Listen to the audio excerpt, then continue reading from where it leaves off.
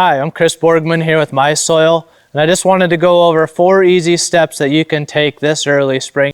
The first step is going to be to collect our soil for our soil test. This is a great time of year to collect our soil. Soil test results are going to ensure that we amend our soils properly to increase yield, increase quality, and ultimately increase nutrient density in the plants that we eat.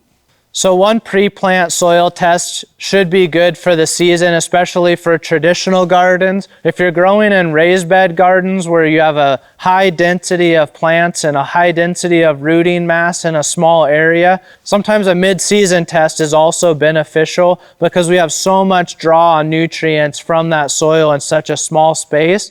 One thing to remember is even though we're composting, adding tons of organic matter to the soil, sometimes that doesn't mean we always have the right nutrient. A lot of times when we add these materials to the soil, the microbes, the bacteria, and the fungi will actually feed on available nitrogen as they try to break down these additional carbon sources in the soil. So we want to test even though we're adding these critical components to our soil to ensure that we have the right nutrient there and it's releasing while our crops are growing. Step number 2 from our information is to determine our fertilizer and soil amendment strategy. One of the most important pieces of information that you're going to get from the MySoil test is what amendment needs to be added to the soil to increase the nitrogen, phosphorus, and potassium levels in the soil. These are our 3 main nutrients that we focus on. We want to ensure that we amend those soils right about planting time to ensure that those nutrients are releasing to our crops in the time that they are growing. The second most important piece of information that we're going to get from the MySoil test is our pH levels. Do we need to make critical adjustments to soil pH, whether it's raising the pH with lime or lowering that pH with something like elemental sulfur? The MySoil test is going to help guide those decisions in your garden.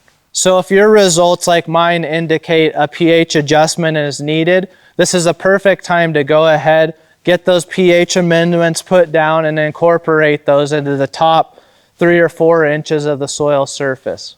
Step number 3 in the planning process is to really start thinking about what type of plants we want to grow for the season, what type of spacing those plants require, and how we're going to lay out our garden for the season. Some plants require a considerable amount of space when they're growing, so we want to account for that as we're planning our garden. Step 4 is going to be evaluate our irrigation system and any cleanup that needs to be done prior to planting.